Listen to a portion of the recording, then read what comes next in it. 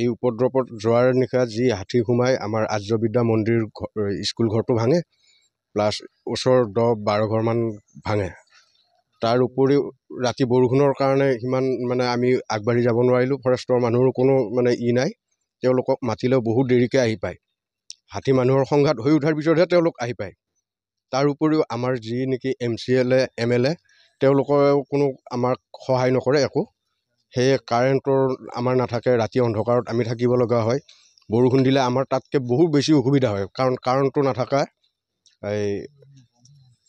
তাৰ উপৰিও এই যিটো এতিয়া আমাৰ মানে ফৰেষ্ট ডিপাৰ্টমেণ্টৰ গাফিলতিত বহুত মানুহে আমাৰ প্ৰাণো হেৰুৱাইছে।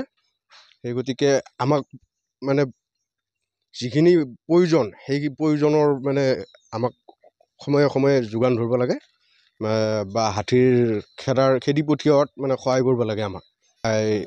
আৰু যোৱা ৰাতি যিটো মানে আৰ্যবিদ্যা মন্দিৰ আমাৰ যিটো ৰান্ধনি ঘৰৰ ভিতৰত চাউল বা কিবা যিমানবিলাক খোৱা বস্তু আছিল সেইবিলাক খাইছে, অনিষ্ট কৰিছে, সেইবিলাক বহু ক্ষতি কৰিছে। আৰু স্কুল ঘৰটো মানে বহু ক্ষতি কৰিছে। হাতী সদায় বুলিও ক'ব পাৰি, 2 এদিন হয়তো মাজত নাথাকে, কিন্তু সদায়ে থাকে বুলিও ক'ব পাৰি। নাই, তেওঁলোক ব্যৰ্থ হৈছে।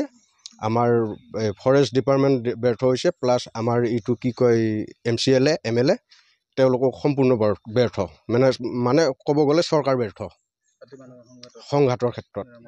হয়, 1:30মান বজাত হাতীটো পূব ফালৰ পৰা আহিছে, এটা প্ৰকাণ্ড মুখনা হাতী আহি পেলাই আমাৰ দাদা শ্ৰী ৰাজেন্দ্ৰ কলিতাৰ ঘৰৰ মুধত যিখিনি ঠাইত বিচনাখন আছিলে, শুই আছিলে ঘৰৰ পৰিয়ালবোৰ, সেইখিনিতেই মানে বেৰখন ভাঙিছে। কথমপি পৰিয়ালটোৰ সৰু বাচ্ছাও আছিলে, কথমপি ৰক্ষা পৰিছে। এনেকৈ ভাঙিছে আৰু হাতীয়ে। দিনৰ পৰা এনেকৈ হাতীয়ে সদায় তাণ্ডৱ চলাই আছে আমাৰ এই অঞ্চলত। ইতিমধ্যে আমাৰ ঘৰৰ এই পূবফালৰ ঘৰখনত যোৱাকালি মানুহ মৰিছে। গতিকে আপোনালোকৰ এই মিডিয়াৰ জৰিয়তে মই বিভাগীয় কৰ্তৃপক্ষক যাতে এই ক্ষেত্ৰত এটা মানে যথেষ্ট পদক্ষেপ গ্ৰহণ কৰে, তাৰ কাৰণে অনুৰোধ জনাইছোঁ। হাতী প্ৰায়ে আহি থাকে নেকি? হাতীটো প্ৰায় আহি থাকে। এইটোতো আমাৰ এটা মানে কি ক'ম আৰু, হাতী আমি জন্মৰ পৰাই পাইছোঁৱেই, আৰু হয়তো অনাগত দিনতো হাতীৰ লগতে সংঘাত কৰি কিজানি জীৱনখিনি পাৰ কৰিব লাগিব। আৰু যথেষ্ট বৃদ্ধি পাইছে, আগতকৈ কম হোৱাৰ লক্ষণ নাই। হাতীৰ সংখ্যা বাঢ়ি আছে। আগতে বাৰীত আহিছিলে, কঁঠালবিলাক খাই গৈছিলে, ঘৰ দুৱাৰ সেনেকৈ নাভাঙিছিল, কিন্তু আজিকালি ঘৰ ভঙা আৰু মানুহ মৰাৰ পৰিমাণটো বেছি হৈছে। হাতী মানুহৰ সংঘাতৰ সমস্যা সম্পূৰ্ণৰূপে বেদ হৈছে। লগতে আমাৰ এই সুযোগতে মই আৰু এটা কথা ক'ব বিচাৰিছোঁ, যিহেতু হাতী আহিলে হাতীৰ ক্ষেত্ৰত অকণমান আমাৰ যিটো কাৰেণ্টটোৱে অলপ সকাহ দিয়ে, কিন্তু সেই ক্ষেত্ৰত আমাৰ সন্ধিয়া ঠিক 9টা-10টা মানৰ পৰাই কাৰেণ্টটো কাটি থৈ দিয়ে, বা কাটি থৈ দিয়ে নে নাইকিয়া হৈ থাকে, মুঠতে কাৰেণ্টটো নাথাকে। কাৰেণ্টটো কালিও কাৰেণ্ট নাছিলে।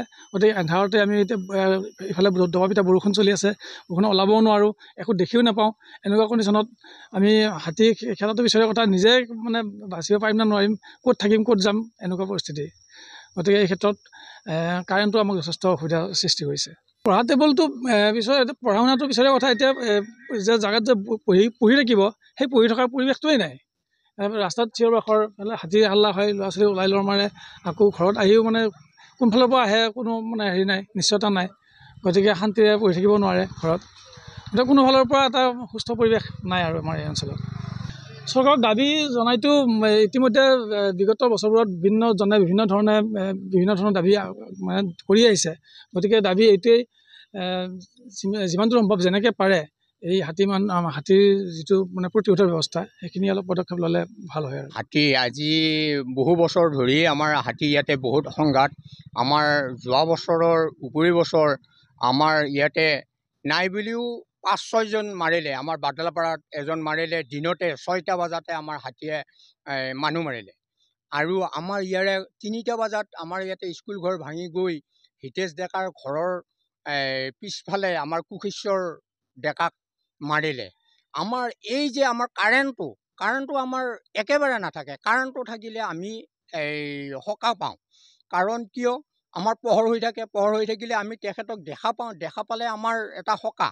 কিন্তু আজি আমাৰ 2-3 বছৰ হ'ল আমাৰ লাইনটো এনেকৈ কৰে, অলপ বৰষুণ যদি দিয়াৰ মুহূৰ্তৰে 3-4বাৰ ঝাক্কা লগাই দিয়ে, দি উঠি তেওঁলোকে লাইনটো বন্ধ কৰি দি আমাৰ গাঁৱৰ লাইনটো কাটি দি থয়। আৰু বাগান লাইনটো ইতিমধ্যে মই ৰাস্তাত গ'লে দেখা পাওঁ, আমাৰ যিটো বাথৌ মন্দিৰৰ ওপৰেদি তিনদিলীয়া তাঁৰ গৈছে, সেই লাইনটোত চক মাৰি থাকে। আৰু সেইটো লাইনত যদি লাইন থাকে, আমাৰ গাঁৱৰ পৰিৱেশৰ লাইনটো কিয় নাথাকে? এতিয়া যোৱা ৰাতি আমাৰ ইয়াতে হাতী আহি আমাৰ এই স্কুলত ভাঙিছে, এটা লাইন নাই। আমাৰ বৰষুণ ইফালে একে দবা পিটা বৰষুণ, আমাৰ এই বৰষুণত আমি লাইট মাৰি কিবা কৰি তেওঁক সকাহ কৰি আমি জীৱনটো বাচাইছোঁ। আৰু আমাক এই কাৰণে আমাৰ এই লাইন কৰ্তৃপক্ষক আমি জনাইছোঁ যে তেওঁলোকে লাইনটো অলপ চেক আপ কৰি আমাৰ এই বগৰীতল অঞ্চলত তেওঁলোকে অলপ তদাৰক কৰিব লাগে আমাৰ লাইনটো থাকে। আৰু মোৰ ঘৰত মাত্ৰ 4টা বাল্ব, তাতে 300 টকা বিল আহে, 500 টকা বিল আহে। কাৰণটো কি? তেওঁলোকে মাৰে নে কি কাৰণত ইমানখিনি বিল আহে? মোৰ ঘৰত চাব পাৰে, নে ফেন আছে, নে ইনভাৰ্টাৰ আছে, নে কিবা আছে, একোৱেই নাই। মাত্ৰ 2টা টৰ্চ, মই সৰু লাইট 2টা মই চাৰ্জ দিওঁ, তাতে ইমানখিনি লাইন আহে বিল। মোৰ 320 টকা কৰি আহিছে। সেইটো কাৰণে মই আজি 3 মাহ ধৰি মই লাইনৰ বিলটো দিয়া নাই। আহক তেওঁলোকে আহি পেলাই মোৰ ঘৰত চেক কৰি যাওক, এইটো কাৰণে মই দিয়া নাই। আৰু কিয় সন্ধিয়া হ'লে আমাৰ লাইনটো নাথাকে? সন্ধিয়া হোৱাৰ পিছতে আমাৰ লাইন নাই, ল'ৰা ছোৱালী পঢ়িব নোৱাৰে, আমি হাতীৰ কাৰণে আমি একো দেখিব নাপাওঁ। যদি আমাৰ লাইনটো থাকে, আমি বহুখিনি আমি সকাহ পাওঁ। আৰু তেওঁলোকক আমি আজিও শোধন কৰি আছোঁ আমি পইচা। মই মাহ শেষ হ'বই নাপায়, মই 25 তাৰিখৰ আগত মই পইচাটো মই শোধন কৰি দি আছিলোঁ। কিন্তু এতিয়া দেখিছোঁ 3 দিন লাইন নাথাকে, কোনো আমাৰ অসুবিধা, আমি পানী খাব নাপাওঁ। আমি বেলেগৰ পৰা খালৰ পানী খাব লগা হৈছে আমাৰ লাইনটো নোহোৱাৰ কাৰণত। কাৰণ এতিয়া আজি ইমান টাইমলৈকে লাইন নাই, আমাৰ পানী দিয়া নাই। আমি ইয়াতে খালী টাংকিৰ হেৰিতে আমি পানীটো খাওঁ যেতিয়া আমাৰ কাৰেণ্টটো লাগে, কাৰেণ্টটো নহ'লে আমি চলিবই নোৱাৰোঁ। সেইটো কাৰণে আমাক কাৰেণ্টটো নিদিয়ে। আমিতো পৰিশোধ কৰি আছোঁ আমি পইচাটো। আজি আমাৰ সেইটো কাৰণে আমাৰ লাইনটো যাতে এটা ব্যৱস্থা কৰিব লাগে চৰকাৰক মই এইখিনিয়ে